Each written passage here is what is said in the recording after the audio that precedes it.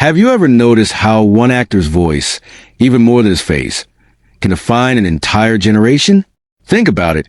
You hear a voice and instantly, childhood memories come rushing back.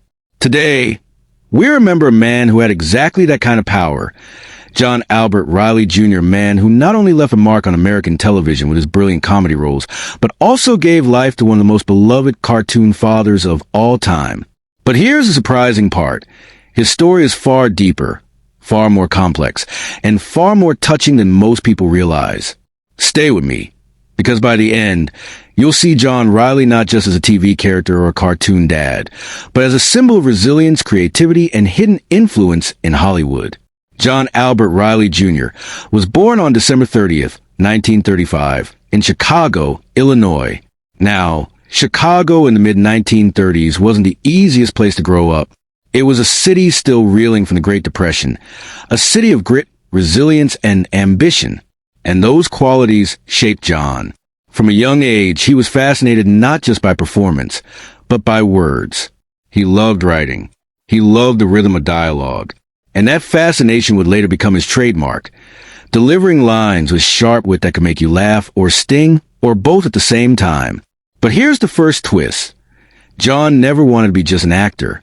He wanted to be a storyteller, someone who could capture the human condition, whether through comedy, satire, or even a cartoon voice. Fast forward to the 1970s. Television was booming.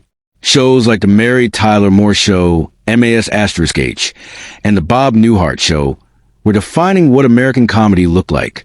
And in that golden age of sitcoms, John Riley landed the role that would cement his face in TV history. Elliot Carlin on The Bob Newhart Show. Now, Elliot Carlin wasn't the star of the show, but he was unforgettable. Carlin was neurotic, self-absorbed, often hilariously rude. And yet, John played him with such precision that audiences couldn't help but laugh every time he appeared. Think about this. It's not easy to stand out on a show led by a comedy genius like Bob Newhart. But Riley's Carlin did. He was a kind of supporting character that people quoted, remembered, and looked forward to. And here's the brilliance. Elliot Carlin was relatable. He was exaggerated. Yes, but he mirrored the anxieties of ordinary people. That's what Riley did best. He found truth in comedy. But John Albert Riley's legacy wasn't just on live television. In the 1990s, a new kind of fame arrived, this time through animation. Nickelodeon's Rugrats was about to redefine children's television. And behind one of its most lovable parents, Stu Pickles, the quirky, slightly bumbling dad, was John Riley's voice. And here's where the magic lies. A child might not recognize an actor's face, but they never forget the voice that tucked them into stories night after night. Riley's performance as Stu Pickles wasn't just funny. It was warm, flawed, and human. He made Stu feel like every parent who tried, failed, and tried again. And for millions of kids across America, Stu Pickles became a symbol of home. But let's pause here. Who is John Riley, really? Behind the screen, he was a thoughtful, private man. He didn't chase the Hollywood spotlight the way some actors did. Instead, he focused on his craft, writing, acting, and lending his voice to projects that mattered. In interviews, colleagues often described him as sharp-witted but gentle. He could make an entire room laugh with a single comment. Yet he was also deeply reflective. He wasn't interested in being a superstar. He wanted to connect. And maybe that's why his roles lasted, because they carried authenticity. As time passed, John Riley's appearances slowed. He wasn't everywhere, but when he appeared, audiences remembered. By the 2000s, many people didn't even realize that the same man who had once sparred with Bob Newhart was also the voice they grew up hearing in Rugrats. And that's the beauty of his career. He was always there, shaping culture, sometimes in ways so subtle we didn't even notice. Sadly, on August 19, 2016, John Albert Riley Jr. passed away at the age of 80. For many, his death went quietly. No massive headlines.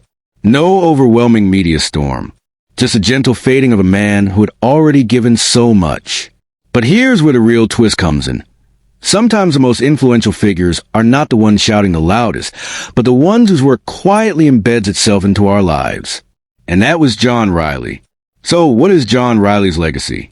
It's in the laughter of a TV audience in the 1970s, when Elliot Carlin's sharp tongue cracked through their worries. It's in the comfort of cartoon dad's voice, reminding kids that even imperfect parents are lovable. And it's in a reminder that true art doesn't always need a spotlight. It just needs honesty. John Riley gave us that honesty. Whether through his neurotic wit or his warm, quirky humor, he reflected back the beautiful mess of being human. And here's something to think about.